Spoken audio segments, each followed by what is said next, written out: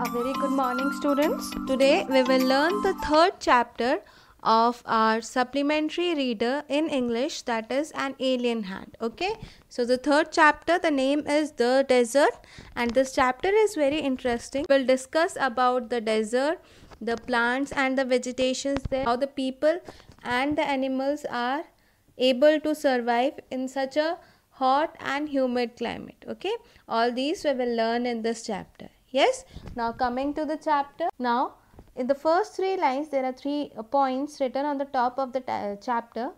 It is: a desert is generally without water and vegetation. A green patch with fresh water and green trees in the middle of a vast desert is a beautiful sight. Yes, a desert may be too hot or too cold. If you have seen a desert, it is a very beautiful place. But there are some problems also. The people who live in desert, they are facing, plus the animals, those who live there.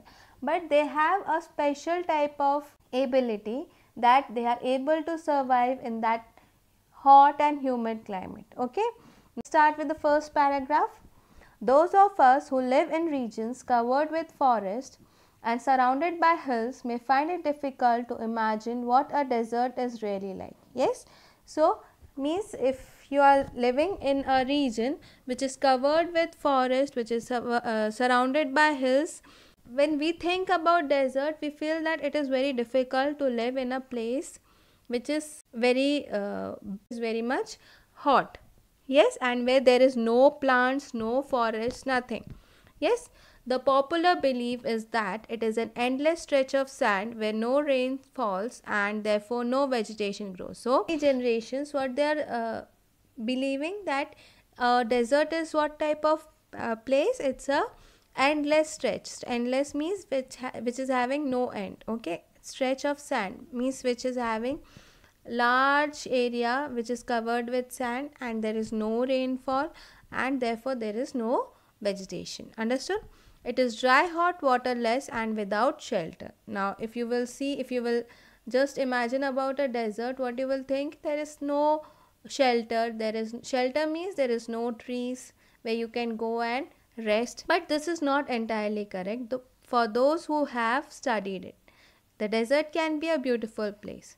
It is the home of a variety of people, animals and plants that have learned to live under very hot and dry conditions. The people who have studied about the desert, they feel that yes, desert is a very beautiful place and it is a place where many people and many animals are living.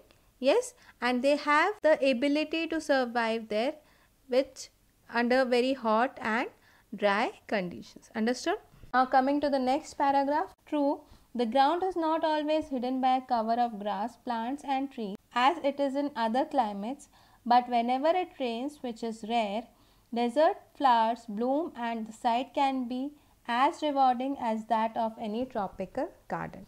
Now what they are saying, that yes, it is very rare that have a rainfall, but whenever there is a rainfall, the desert flowers, they starts blooming and the scene that a person can see is very rewarding. Rewarding means it's a very wonderful sight. Yes, like a tropical garden. Understood? A desert is not always a flat, unchanging wasteland of dry sand. It may have mountains and hills. It may have an oasis, big or small.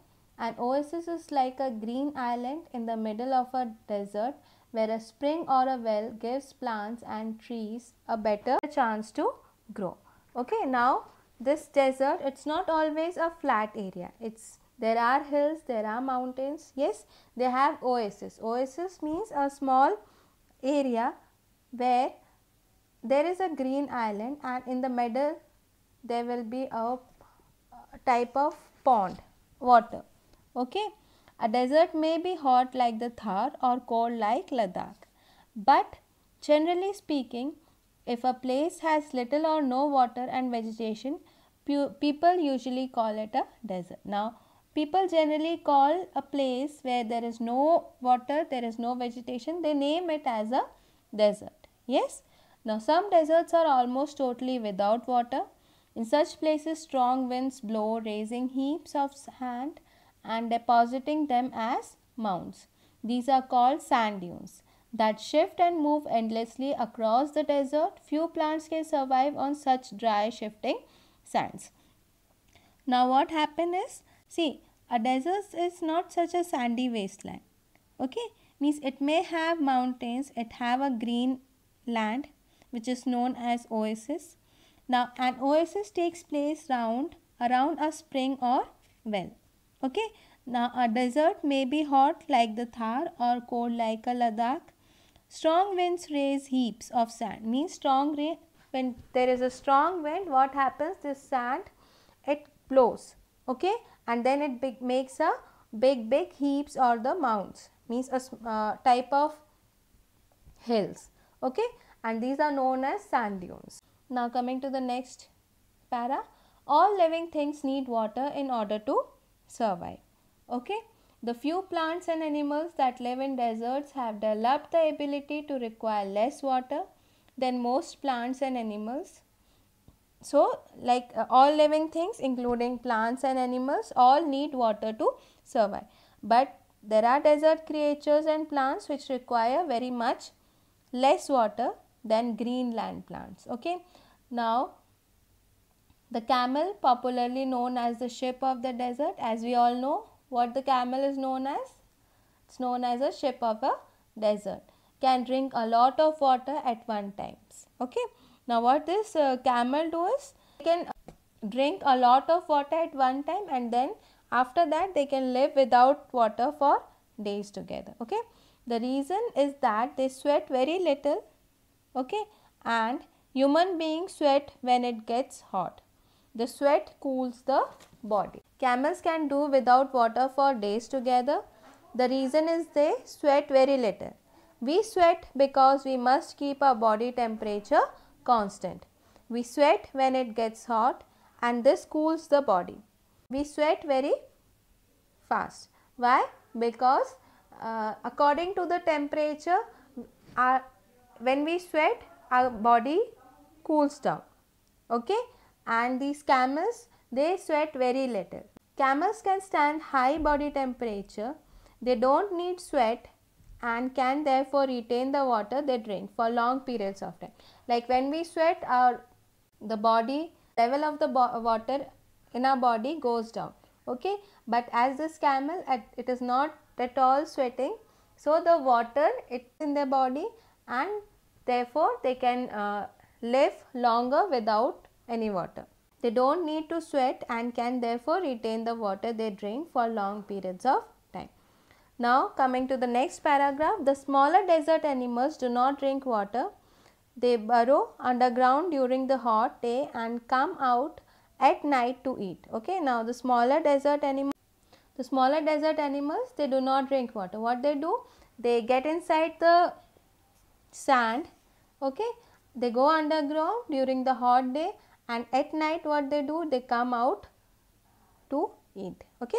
Now some of them eat other animals and get the water they need from the moisture in the meat. Okay, moisture, they get the moisture from the other animals.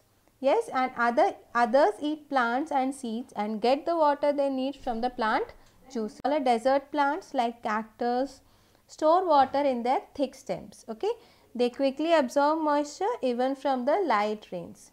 They adapt themselves to the life they lead. Okay, their roots lie close to the surface of the ground and quickly absorb the moisture from the light rains that occasionally fall. Okay, the major feature of all desert is of course dryness and variations of temperature. Now, if you might have seen cactus, they just lie near the earth. Okay, so they can absorb the moisture from their stem. Yes, and the major feature of the deserts are what? The dryness and the variations of temperature. Like in humid climates, the moisture in the air acts like a blanket and protects the earth's surface from the hot rays. Okay, and in the absence of this blanket in desert lands, causes the desert to heat up rapidly during the day and to cool off rapidly at night. So this temperature, the variation of temperature happens just because of absence of this blanket in desert lands causes the desert to heat up rapidly during the day and to cool off rapidly at night. So this temperature, the variation of temperature happens just because of the blanket in the desert lands. What happens as there is no blankets in the desert lands, the desert heat very fast and at night it cools off very fast. Okay. Now, so these deserts are an important part of nature's great plan. Yes, they are there like the dense forest and the deep oceans.